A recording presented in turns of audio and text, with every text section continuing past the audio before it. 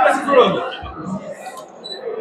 खरं तर मगाच मी तुम्हाला माझ्या भाषणामध्ये आपल्याला सांगितलं की भारतीय जनता पार्टीनं इंदापूर नगरपालिकेसाठी पूर्ण पॅनलची तयारी पूर्ण झालेली होती आणि पूर्ण पॅनल आम्ही करून या ठिकाणी निवडणुकीला सामोरे जाणार होतो।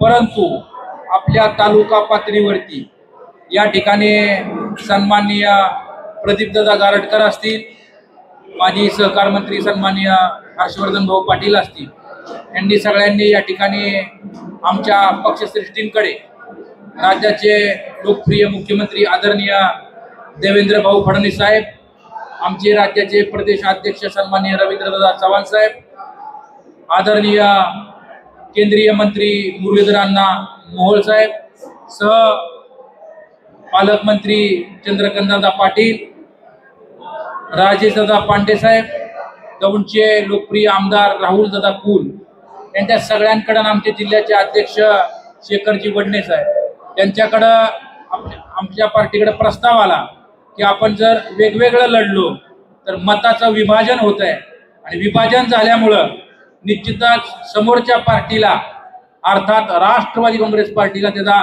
फायदा होतोय।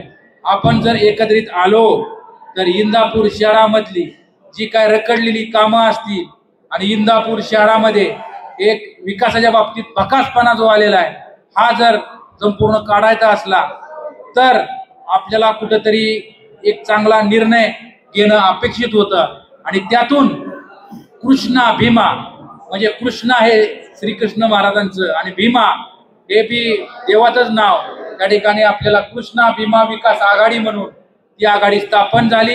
त्या आघाडीला आपण सगळ्यांनी या ठिकाणी पाठिंबा दिला आणि ती आघाडीचा आता आपण त्या आघाडीच्या वतीनं फॉर्म देखील या ठिकाणी भरलेले आहेत आणि येणाऱ्या इलेक्शनला या ठिकाणी आम्ही सर्वजण या ठिकाणी सामोरे जाणार आहे। आणि तुम्हाला पत्रकार बांधवांना आवर्जून सांगायचं आहे, इंदापूर शहरामध्ये एवढं पोषक वातावरण या ठिकाणी निर्माण झालेलं आहे।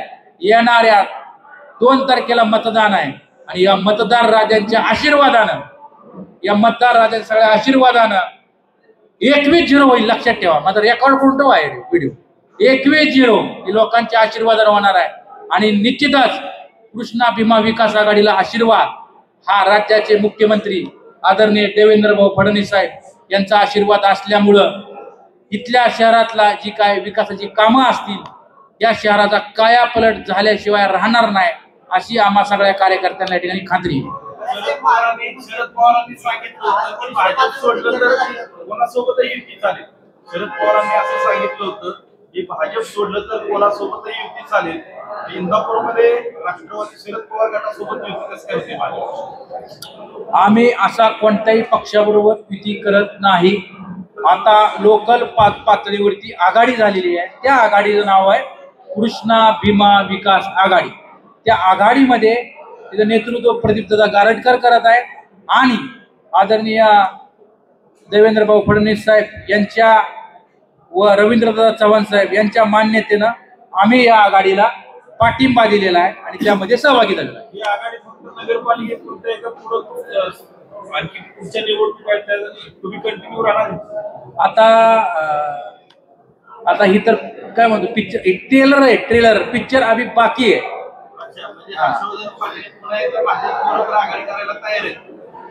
असं मी काय असं बोलू इच्छित ना, म्हणजे मला सांगता येणार नाही, तुम्ही त्यांना विचारू।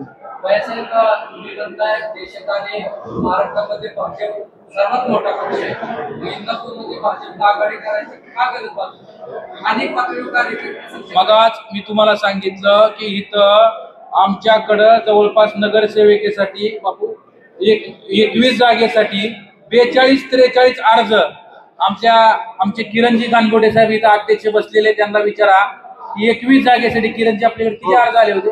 42 अर्ज आले, 42 अर्ज इच्छुकांचे या ठिकाणी आलेले होते। परंतु मगा तुम्हाला सांगितलं की मताचं विभाजन होऊ नये आणि चांगल्या पद्धतीने इंदापूर शहरामध्ये रखडलेली विकास कामं जर पुढे न्यायची असली तर आघाडीशिवाय पर्याय नाही, म्हणून आम्ही आघाडीमध्ये या ठिकाणी समाविष्ट इंदापूर नगरपालिका निवडणुकीत राजकीय समीकरण जुळवण्यासाठी किंवा मुस्लिम मत मिळवण्यासाठी प्रदीपदादा गारटकरांचा चेहरा पुढे केला असं बिलकुल नाही। आदरणीय प्रदीपदादा गारटकर यांचं काम आपल्याला पूर्वीपासून माहिती आहे, ते या गावामध्ये या ठिकाणी राहतात. लहानपणापासून आतापर्यंत या शहराच्या विकासासाठी खडा ना खडा माहिती असणारा माणूस या ठिकाणी प्रदीपदादा आहेत. आणि आम्ही त्यांना सगळ्यांनी विनंती केली की प्रदीपदादा तुम्हीच या ठिकाणी उभा राहा, आणि त्यांनी सगळ्यांनी मान्य केलं. आणि आज प्रदीपदादांच्या नेतृत्वाखाली आम्ही सर्वजण कार्यकर्ते मिळून या ठिकाणी पुढे जात आहोत. तुम्ही म्हणताय की भाजपकडे अनेक उमेदवार झाले असते, मग असं असताना अनेक उमेदवारांना कदाचित शपथ देण्याचा विचार भाजप का करते? कारण मुरलीधर हे राष्ट्रवादी काँग्रेस पक्ष अनेक केलं, मग असं असताना भाजपला अनेक उमेदवार लागते. हे आयात उमेदवार असं म्हणता येणार नाही. सगळ्यांचा मूळ उद्देश आहे की इंदापूर शहर जी काय आतला इथं विकास कामं रखडलेली आहेत, हे इतर तालुक्याच्या तुलनेमध्ये एक नंबर इंदापूर शहर जर करायचं असलं तर आघाडी करून पुढे जाणं गरजेचं होतं. इंदापूर शहराच्या विकासासाठी आम्ही कृष्णा भीमा विकास आघाडी केलेली आहे. 46 उमेदवार होते, तुमच्या आघाडीमध्ये फक्त भाजप पक्षाला 2 उमेदवार भेटतायत अशी चर्चा आहे. नेमकी तुमची उमेदवार किती? हे मगाच माझ्या भाषणामध्ये मी सांगितलं की आम्ही आघाडी करताना, कृष्णा भीमा विकास आघाडी करताना कुणाचे किती उमेदवार हे बघितलेलं नाही.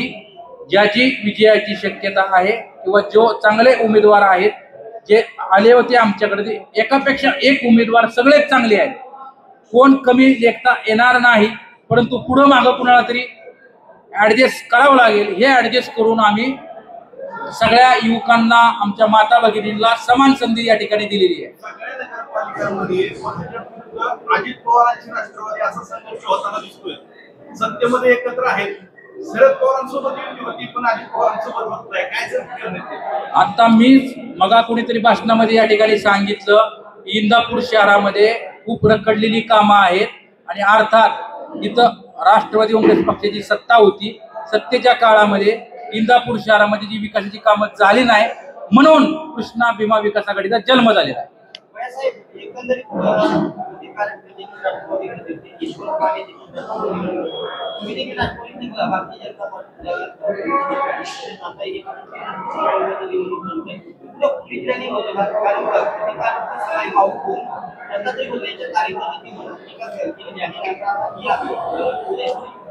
आताच तुम्ही जो प्रश्न उपस्थित केला की ही आघाडी विकासासाठी, इंदापूर शहराच्या परिवर्तनासाठी ही आघाडीचा जन्म या ठिकाणी झालेला आहे. आणि राहुलजी, तुम्ही जो मग प्रश्न उपस्थित केला होता की कुणाला किती जागा, आमच्या 21च्या 21 जागा ह्या आमच्या आघाडीच्या आहेत, लक्षात ठेवा. आणि 21-0 हे होणार आहे. आणि इंदापूर शहरामध्ये परिवर्तनाची नांदी या इंदापूर नगरपालिकेच्या इलेक्शन पासून सुरुवात झालेली आहे.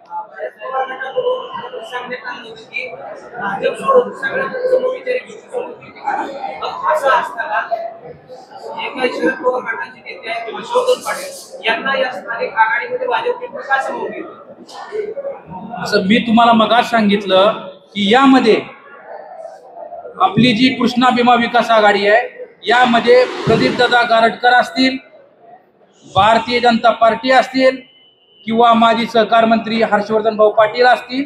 आणि मगा मला वाटतं या ठिकाणी यांनी, प्रदीपदादा गारटकर यांनी सुद्धा सांगितलं की शिवसेनेने सुद्धा, विजय बापू शिवतारे आणि शिवसेनेने सुद्धा या ठिकाणी पाठिंबा दिलेला आहे. आणि आणखी मला वाटतं 1-2 राष्ट्रीय समाज पक्षांनी सुद्धा या आघाडीला या ठिकाणी पाठिंबा दिलेला आहे. म्हणजे एकमेव एक किंवा 2 पक्ष या आघाडीमध्ये नाहीत, तर जवळपास 5-6 पक्षांनी एकत्रित मिळून ही आघाडी केलेली आहे. विकास कामाच्या दृष्टीने पुढे नेण्यासाठी आम्ही स्थानिक विकास आघाडी केलेली आहे. असं असताना पाठीमागची जर सरकार कुणाच्या पार्श्वभूमीखाली होती, नेतृत्वाखाली होती, हर्षवर्धन पाटलांची होती. असं असताना हर्षवर्धन पाटलांच्या नेतृत्वाखाली सत्ता असताना नगरपालिकेचा विकास झाला नाही, आता स्थानिक आघाडीतील हर्षवर्धन पाटलांना सोबत घेऊन तुम्ही नेमका काय विकासात येतात असं म्हणता येणार नाही. त्यावेळेस बघा, तालुका पातळीवर जेव्हा विकास करायचा असतो तेव्हा राज्यावरती सुद्धा या ठिकाणी सरकार जर आपलं असलं तर मोठ्या प्रमाणामध्ये विकासाची कामं आपल्याला करता येतात. आता परिस्थिती हे जर हिथं आपली कृष्णा भीमा विकास आघाडीचं सरकार आलं तर आपल्याला आशीर्वाद देवेंद्र भाऊंचा असल्यामुळं भारतीय जनता पार्टी मोठ्या प्रमाणामध्ये विकासासाठी निधी देऊ असं सुद्धा काल आम्हाला सीएम साहेबांनी या ठिकाणी सांगितलेलं आहे. आणि या विश्वासामुळे मी आज मग या ठिकाणी तुम्हाला सांगितलं की एक निधी खूप मोठ्या प्रमाणामध्ये मिळेल. पाटलांना बरोबर घ्यायला देवेंद्र फडणवीसांनी परवानगी दिली. परवानगी दिली का? आता ही विषय जो आहे तो आघाडीसाठी आहे.